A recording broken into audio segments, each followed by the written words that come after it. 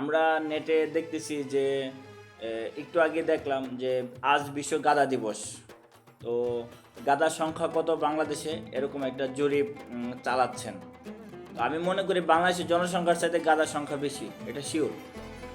তো ওই বিষয়ে আর খুব বেশি দূর বললাম না, কারণ জনসংখ্যাও গাধা আর প্লাস কিছু গাধা তো আছেই, সব মিলে জনসংখ্যার চাইতেও গাধার সংখ্যা বেশি হবে, এটা শিওর।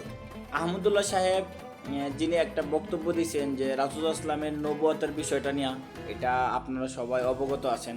আমি যেটা বলতেছি তার বক্তব্যে এই জিনিসটা ক্লিয়ার যে তিনি এই বিষয়ে অবগত ছিলেন না, অথবা উপস্থিত তার মাথার মধ্যে ছিল না, বা হাদিসটার ব্যাপারে বা এই বিষয়ে উপস্থিত তিনি জ্ঞান রাখেন নাই। রাসূলুল্লাহ ইসলামের কোনো বিষয়ে অস্বীকার করা এবং অবগত না থাকা দুইটা আলাদা বিষয়। তো যার কারণে যেটা বলতে চাচ্ছি যে তিনি অবগত ছিলেন না অথবা জানতেন না, যদি আমরা এটা ধরে নেই তাহলে এটা বুঝতে কোনো সমস্যা না যে তার ঈমান যাবে না। এখন এই বিষয়টা নিয়ে যদি তাকে কেউ অমুসলিম বলে, তাকে জুতা পেটা করার মতো কথাবার্তা বলে, তাহলে এটা দুঃখজনক।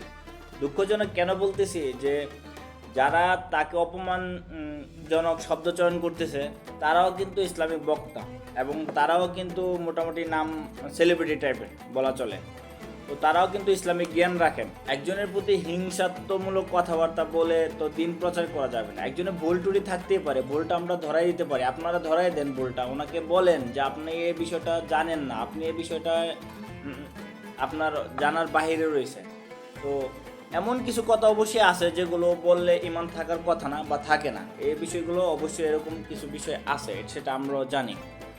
তাহেরি সাহেবের একটা গান গাইতেন, এটা আমরা সবাই জানি যে তাহেরি সাহেব একটা গান গাইতেন যে আল্লাহর দন রাসূলকে দিয়ে আল্লাহ গেলেন গায়েব হইয়া, রাসূলের দন খাজা পাইয়া শুয়ে আছেন আজমিরে। তো আহমদুল্লাহ সাহেব এই বিষয়ে বলছিলেন যে এই বিষয়টা কেউ যদি মুখে বলে এবং বিশ্বাস করে, বড় কথা হলো বিশ্বাস করা, বিশ্বাস করলে তার ঈমান থাকার কথা না। তো এখন এই যে বিষয়গুলো, তো এই বিষয়গুলো তো সামনে আসতেছে, সবারই ভুলভ্রান্তি থাকতে পারে, সবাই একদম কেউ নিখুঁত না, সবারই কম বেশি ভুলভ্রান্তি থাকতে পারে। তবে অশালীন যে শব্দ চয়ন করা হয় যে আলেম ওলামাদের ব্যাপারে, এবং আলেমরাই বলেন, একজন আলেম আর একজন আলেমকে এমনভাবে কথা বলেন, মানে এত মানে যতভাবে পারা যায় তাকে হেনস্থা করার, যে শব্দগুলো চয়ন করলে সবচেয়ে বেশি অপমানজনক বোধ করে মানুষ, সেই শব্দগুলো বলা হয় একজন আলেমের ব্যাপারে, এবং বলতেছেন আরেকজন আলেম।